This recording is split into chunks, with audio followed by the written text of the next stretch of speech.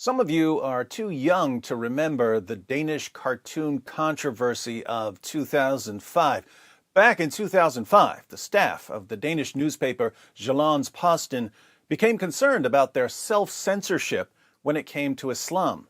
They noticed that they had to tiptoe around any issue involving Muhammad, the Quran, or Muslims. They were free to discuss or criticize or even mock just about anything else, but as soon as the topic had anything to do with Islam, they had to impose a strange kind of censorship on themselves. In an epic course correction, the newspaper published a collection of 12 cartoons, several of them featuring Muhammad. The most iconic Muhammad cartoon was drawn by Kurt Westergaard. Westergaard's cartoon wasn't meant to portray Muhammad specifically, but Islamic terrorists in general. But it became the most popular Muhammad cartoon of all time. Kurt Westergaard is now dead at 86. Let's make sure we all remember the stand he took for free speech. From the New York Times. Kurt Westergaard, the Danish cartoonist whose 2005 caricature of the Prophet Muhammad, always good to know that Muhammad was a prophet, wearing a bomb-shaped turban, touched off violent protests by Muslims, prompted a massacre that left 12 people dead at the offices of a French satirical magazine, and made him a target of assassins for the rest of his life, died on Wednesday in Copenhagen. He was 86. His family announced his death to Danish media on Sunday. No specific cause was given. Mr. Westergaard was one of 12 artists commissioned by Jyllands-Posten, a self-described center-right newspaper in Denmark, to draw Muhammad as you see him.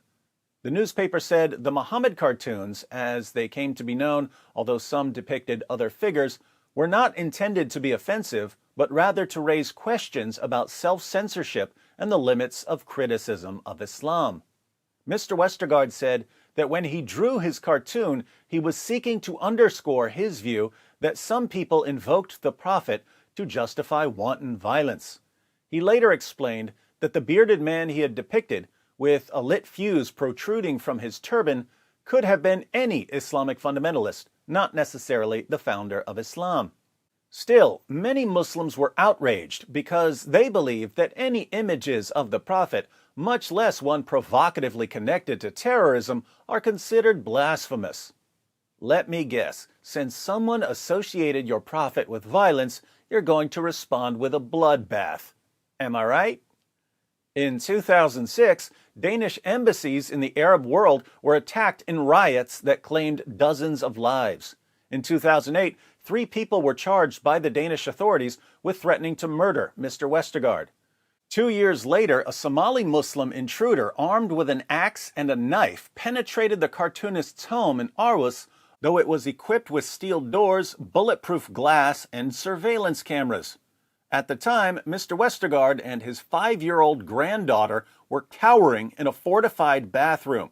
The intruder was shot by the police and later convicted and sentenced to 10 years imprisonment and deportation. Big, tough terrorist picking on an old man and a little girl over a cartoon. Way to show them that there's no connection between Islam and violence. In 2015, 3 Islamic militants stormed the Paris office of the magazine Charlie Hebdo, which had reprinted the cartoons, and killed 12 people, most of them staff members. In an interview with the National Post of Denmark in 2009, Mr. Westergaard expressed disappointment at the reaction to his cartoon by many newcomers to his country. Many of the immigrants who came to Denmark, they had nothing, he said. We gave them everything: money, apartments, their own schools, free university, health care.